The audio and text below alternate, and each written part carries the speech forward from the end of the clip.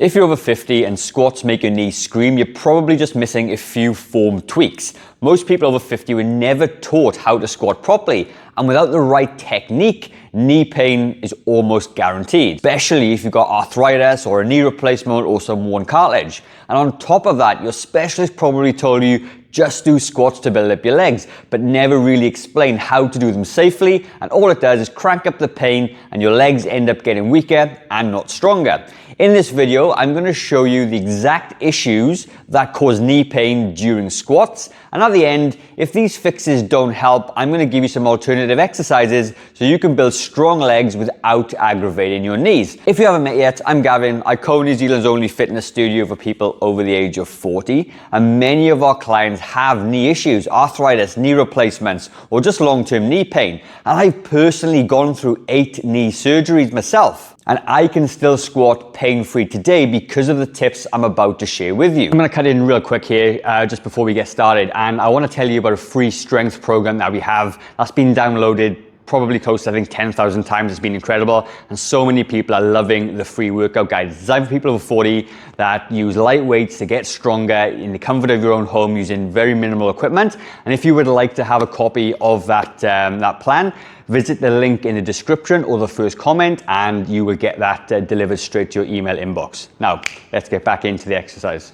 So the first tip I'm going to give you is that a lot of people lead squats with their knees. What do I mean by that? Is that when they try and do a squat, which is obviously dropping your bum down, the knees bend first. When the knees bend first, you drive a whole bunch of force through the kneecaps and you get sore knees. So the first thing we need to learn first is something called a hip hinge. So I know the hips are in the middle of our body and they actually act like a hinge. They allow you to move your hips and bum back and forth this way, and that is the first movement of a squat. So if I was going to demonstrate a squat to you, I would break my hips first. I take my hips back, so I'm sitting backwards. Then I'm going to bend my knees, and then I'm going to come back up again, reverse it. So it's hips, then knees, knees, then hips come forward. So that's the first thing that we need to master. And if you're not sure how to do this, I'm going to show you a couple of drills that you can do to learn the hip hinge. So first of all, I'm going to use a band just to keep myself honest, but I want you to hold something, it could be a towel, and you lift it in front of your face this way, just above your head. And what I want you to do is keep your arms up, and I want you to stick your bum to the back of the wall. And this is the hinge. Your back needs to be straight and your hips need to travel back and forth. And I find that if we do it with the band this way, it keeps or forces our arms upwards so you can hinge back. If you have it in front of us, you have a tendency to bend our backs forward. So I want you to have something in front of your body and really focus on getting your hips back. And this is the first movement we must master before we can do a squat. And the benefit about this as well, you hit your glutes and your hamstrings, so they get activated as well, which is critical for a squat. And you're going to do this 10 to 15 times. It's going to take a bit of effort to start with because it's actually a really difficult move to relearn as we get older. But with a bit of practice, you're going to be able to manage and perform that first part of the squat. Then what I want you to do is once you've done a few of those, you're going to grab yourself a chair, a sturdy chair, for the people that know what I'm talking about. And you're going to practice sitting back onto the chair, right? So basically the way you're going to do it is sit down first, stand up, right? That gives you the right movement. You know you're not going to miss the chair as you go down. I want you to take your hips back as far as you can, then bend your knees and sit in the chair and come back up. Take your hips back. Then once you come back and they can't go any further, and your back is straight, then you bend your knees and sit back down. That is teaching you the right movement pattern for the squat. And a lot of the times, if we can keep our knees kind of behind the toes a little bit, there's less force going through the knee joint, therefore you have less pain when squatting. And sometimes this fixes it. This is the only thing that you need to do to understand how to do a squat. Now, the second thing I want to talk to you about is stance, okay? So when I first did my personal training course, the instructors there said, get somebody to jump in the air, and when they land, wherever their feet land, that is the place to do a squat. That was not great advice, okay? Now, for somebody like me that's had like 8 knee surgeries between both knees, if I'm too narrow, then I can't squat. So if I do it this way, if my feet are kind of close together and I squat, I can't. I haven't got the flexibility in my hips to take it back. And as you can see, my legs are on an angle, right? So one little fixer you could do for that one is that you could turn your toes out, just like that, just a little bit wider, right? Turn your toes out. And what this does is it opens up your hips a little bit. Exactly the same scenario. Hips back, then come down. Now you can see I can get a little bit lower now. I've opened it out. But still, for me, I still can't get down too deep with that version. So for me, I got to take my stance a little bit wider, take my toes out a little bit on an angle. And then if I come back down, all of a sudden I can get deep now into a squat and I have zero knee pain by doing it, right? But this way, I do get a bit of knee pain because my knees are driving the movement first because of my stance is not quite wide enough. Now, the next thing that we can do to help our squats is a lot of times we have really poor flexibility within our ankles, all right? Now, if I was to come and, squat down that way, like my ankles don't bend all the way forward to allow me to come back, all right? So that could be a really trigger point for you.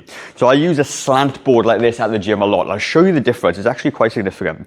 I can put my heels up and now I'm narrow, I'm in my narrow stance, chest up tall, and I can sink straight down into it just because I got now more flexibility within my ankles. I can do that. But if I take it away, I actually can't do that, right? So putting your heels up on a slant board, I can allow you to come right down into a squat. Your knees are perfectly aligned. And again, zero pain for me with this one. If you haven't got a slant board, okay, you could literally just put something under your heels this way, okay? Just to lift your heels up, take away the limiting factor, which is your Achilles and tendons, and you can sit straight back down into that squat. Now, the next thing we got is depth, okay? So with squats, a lot of trainers, a lot of younger trainers will say, get your ass to grass, okay? Which basically means like what I just did, get myself right down. The problem with that is though, and certainly for me, there's a point within my squat that my knee hurts the most, all right? So if I do squat down, if I demonstrate this way, when I get to about there, it kind of catches just a little bit, but it's not that bad. I can get through it. I know it doesn't get any worse. I'm happy to push through that pain. But some people, it catches and it's really nasty. So what you find is that below that point, it's fine. And above that point is fine. It's just that bit of a point there. So what I say to people is use yourself a higher surface, all right? And do like a kind of a partial squat. So let's just say, I know that this part of the squat hurts my knee. So what I'm going to do, I'm going to get myself a higher surface, a higher bench, a higher chair, and I'm going to have a good technique we spoke about, hip hinge, feet out, slightly wider stance. I'm going to come down, I'm going to stop just before that pinch point. Now what that does is it allows me still to work on my quads, doesn't give me any pain, and I could even add a weight to it as well. And I can load this up, providing a good form, within this rep range right here and still get stronger legs, all right? Now the next thing you might find is that the pinch point is at the top, okay? And it catches there, but below that, it's absolutely fine. So get all your squat techniques in place, and you're gonna come up just before the pinch point. Knees a little bit bent, and then come back down. Touch, and come back up. And you can work either side of that pinch point. And I find that to be a really nice modification to be able to squat without the knee pain. And for you probably find it catches somewhere in the middle, right? Now, as I said at the beginning, I would give you some alternatives. If none of these things work, and you still get knee pain, and it's too much to bear, I'm going to give you a couple of options that you can choose from, right? And first of all, it's going to be a step. For some reason, I don't know the answer to this, that if I go through all these things with my clients and it still causes knee pain, I get them onto a step, place one leg on, and stand up. And that seems to get most people doing leg exercises without hurting their knees for some reason, okay? If you know the answer to that, let me know in the comments. And you can even load this up as well. Like I said, you hold a weight, and you just stand up onto the box that way, which is a really fantastic way to do it, right? Now, if that doesn't help, then we're gonna go down and we're gonna do something called a wall sit. And a wall sit really is a static hold, right? So you're gonna put our backs against the wall, gonna put our feet out, we're gonna simulate a good squat. So my hips are already back, and as I come down, my knees are behind my toes, I'm gonna hang out. Again though, you may find the pinch point is still the pinch point, and you can come above it or below it, And now what you do, you static hold, isometric hold the quads. They all fire up really nicely, and you can find a position and stick with it without hurting your knees, all right? And I find I can come and sit just there. That's the pinch point for me. A little bit underneath is better for me. I can even hold a weight if I wanted to, and you can do that as well. So there are two alternatives that you can use if none of these 4 other techniques work out for you. Now, if you're interested, like I said, I've got a strength workout for people over 40, which is basically designed with, you know, modifications in mind. And literally I've picked a whole bunch of exercises that are very friendly on the joints, and most people can do them pain-free. And when you use that guide and couple them with some of these videos I'm teaching, you're going to be able to have a fantastic workout, right? It's been downloaded nearly 10,000 times, and I've had some amazing feedback about this guide, okay? So all you need to do is visit the link in the description or the first comment. You can get a guide absolutely free. Now, if you're looking for any more exercises on how to strengthen your knee, I'm going to leave a video in the top left-hand corner, which I think you will like, so head over there, and I will see you shortly.